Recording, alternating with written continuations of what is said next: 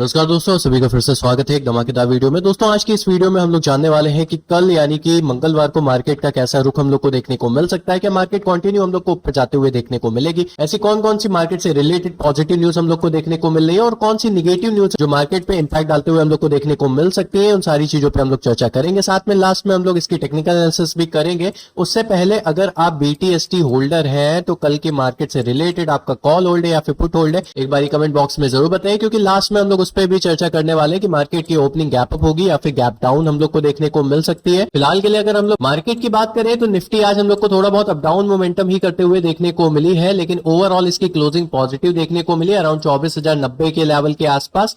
Overall इसकी closing positive तो थी, लेकिन हम लोग अगर ध्यान से लेवल देखें तो मार्केट हम लोग को ऑलमोस्ट रेजिस्टेंस के पास क्लोजिंग देते हुए देखने को मिली है, तो यहां से रिजेक्शन आने के चांसेस भी हो सकते हैं। वहीं पे बैंक निफ्टी भी आज हम लोग को पॉजिटिव मोमेंटम ही करते हुए देखने को मिली है, और इस पॉजिटिव मोमेंटम के पीछे कई सारे रीजन है, जिसमें हम लोग अगर बात करें तो ईरान में शांति प्रस्ताव से रिलेटेड रिपोर्ट हम लोग को देखने को मिल रही है। यानी कि ईरान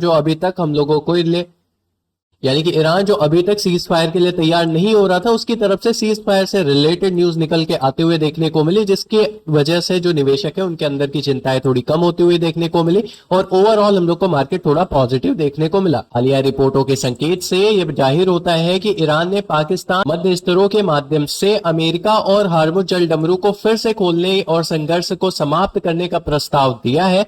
रेल्स की रिपोर्ट के अनुसार अगर माने तो अमेरिकी राष्ट्रपति डोनाल्ड ट्रंप ने रविवार को यह भी कहा है कि ईरान 2 महीने से चल रहे युद्ध को समाप्त करने के लिए बातचीत शुरू कर सकता है। वहीं पे अगर हम लोग बात करें ग्लोबल मार्केट में मिल रहे सकारात्मक यानी कि पॉजिटिव संकेत की, तो आज हम लोग की एशियाई बाजार जैसे कि जापान का निक्केई 225 इंडेक्स में हम लोग को 1.4% तक की बढ़त देखने को मिली। दक्षिण कोरिया का कॉस्पी हम लोग को 2.1% तक की बढ़त करते हुए देखने को मिला। चीन का सांघाई कंपोजिट इंडेक्स जो है वो भी 0.2% तक की बढ़त करते हुए देखने को मिला। यानी कि ओवरऑल जो हम लोग की एशियाई बाजार है वो भी आज हम लोग को काफी ज्यादा पॉजिटिव देखने को मिली।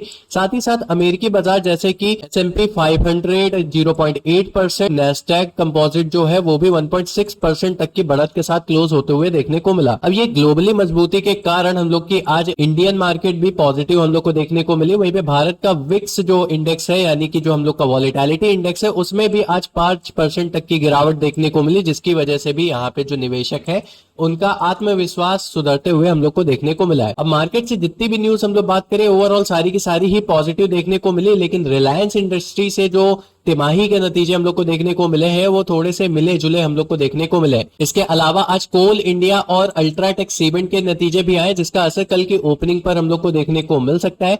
एक्सिस बैंक और बैंकिंग सेक्टर की अगर बात करें तो बैंकिंग सेक्टर में भी आज मिला जुला रुख रहा है। एक्सिस बैंक ने मुनाफे में हल्की गिरावट दर्ज की है, लेकिन साथ ही साथ फंड जुटाने का भी ऐलान किया है, जिसकी वजह से कल बैंक निफ्टी में एक्सिस बैंक और ICICI बैंक के लेवल्स काफी ज्यादा महत्वपूर्ण भूमिका निभाने वाले हैं। और अगर इससे रिलेटेड और भी कोई पॉजिटिव न्यूज आती है, इसमें पॉजिटिव मोमेंटम होता है, तो ये डायरेक्टली निफ्टी की दिशा तय करते हुए हम लोग को देखने को मिल सकते हैं। वहीं पे ग्लोबल क्रूज यानी कि ईरान और US वॉर की अपडेट की बात किया जाए तो मिडिल ईस्ट में तनाव कम होने की खबरों से आज ग्लोबल मार्केट में पॉजिटिव इंपैक्ट रहा, जिससे क्रूड ऑयल की कीमतों में थोड़ी नरमी आई है। और आपको पता है क्रूड ऑयल की कीमतें जब भी गिरती है हम लोग की इंडियन मार्केट पॉजिटिव जाते हुए देखने को मिलती है। अगर रात में ग्लोबल मार्केट से रिलेटेड कोई भी निगेटिव न्यूज आती है तब मार्केट पे एक निगेटिव इंपैक्ट पड़ेगा, या फिर अगर हम लोगों का मार्केट स्थिर रहता है या हम लोगों को ओवरऑल जो ऑयल है वो गिरावट करते हुए देखने को मिलती है, ये कल के लिए हमारे भारतीय बाजार के लिए काफी बढ़िया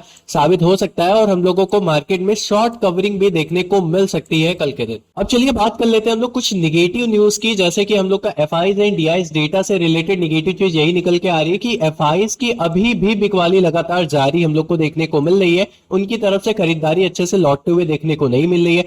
सेकेंड चीज हम लोग बात करें तो कच्चे तेल अभी भी $100 के ऊपर बना हुआ है, जो कि एक काइंड ऑफ निगेटिव न्यूज है। $100 के नीचे रहेगा तो ये पॉजिटिव इंपैक्ट डालेगा, और हम लोगों का रुपया जो है वो 94.20 प्लस जाते हुए देखने को मिला। ये सबसे बड़ा एक निगेटिव न्यूज है हमारे इंडियन मार्केट के लिए, जो कि इंडेक्स में एक निगेटिव इंपैक्ट डालते हुए हम लोग को देखने को मिल सकता है। हालांकि आज पॉजिटिव मार्केट रही है, मार्केट से रिलेटेड न्यूज भी पॉजिटिव हम लोग को देखने को मिली है, तो कल ये जो डेटा है क्रूड ऑयल का और इंडियन रुपीज से रिलेटेड, ये शायद हम लोग को सुधरते हुए देखने को मिल सकते हैं। साथ ही साथ अगर एफआईज की खरीदारी फिर से वापस आ जाती है तो ये हम लोग के मार्केट में बहुत ही अच्छा पॉजिटिव इंपैक्ट डाल सकती है। वहीं पे एक बारी अगर हम लोग ओआई डेटा की बात करें तो ओआई डेटा के अकॉर्डिंग 24,050 का लेवल सबसे ज्यादा इंपॉर्टेंट अभी पेन लेवल है, यानी कि मार्केट का टिकना इसके ऊपर काफी ज्यादा इंपॉर्टेंट है। पीसीआर रेशियो की बात करें तो अभी भी निफ्टी हम लोग को ओवरसोल्ड वाली स्थिति में ही देखने को मिल रही है।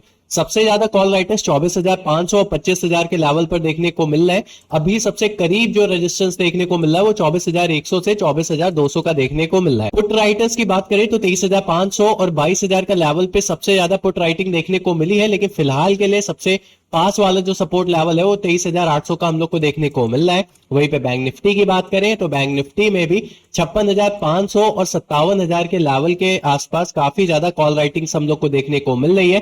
फिलहाल के लिए मार्केट को कोशिश करना है 56,200 के लेवल तक पहुंचने के लिए, क्योंकि वो हम लोगों का सबसे बड़ा हर्डल बना हुआ है मार्केट में। हालांकि बैंक निफ्टी का जो पीसीआर रेशियो है थोड़ा न्यूट्रल हम लोग को देखने को मिल रहा है, हल्का निगेटिव तो बायस है, बट हम लोग को ओवरऑल जो है पीसीआर रेशियो वो थोड़ा सा न्यूट्रल देखने को मिल रहा है, यानी कि यहां से मार्केट में कुछ भी सिचुएशन पलटते हुए देखने को मिल सकता है।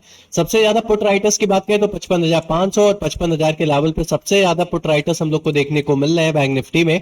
एक बार अगर हम लोग इसकी टेक्निकल एनालिसिस करें तो निफ्टी में अभी फिलहाल के लिए काफी ज्यादा इंपॉर्टेंट है कि 24,160 के लेवल को ये तोड़े या फिर 24,200 के लेवल के ऊपर ये हम लोग को जाते हुए देखने को मिले, तो यहां से मार्केट में शॉर्ट कवरिंग आते हुए देखने को मिल सकती है 24,400 के लेवल तक की। वहीं पे अगर 24,000 के नीचे कल मार्केट जाता है, यानी कि 24,000 के लेवल को लूज करता है, तो ये दोबारा से 23,800 के लेवल तक हम लोग को आते हुए देखने को मिल सकता है। वहीं पे ओपनिंग की बात करें तो flat to gap up opening लेकर चलेंगे, क्योंकि अभी मार्केट का माहौल थोड़ा पॉजिटिव है। अगर रात में कोई निगेटिव न्यूज आती है तो वो जरूर इंपैक्ट डालेगी, एक निगेटिव इंपैक्ट पड़ेगा मार्केट पे, लेकिन अभी तक जो न्यूज है वो हम लोग को पॉजिटिव देखने को मिल रही है। तो ओपनिंग हम लोग फ्लैट टू गैप अप की पॉजिटिव ओपनिंग ही लेकर चल रहा है, चाहे निफ्टी हो चाहे बैंक निफ्टी हो।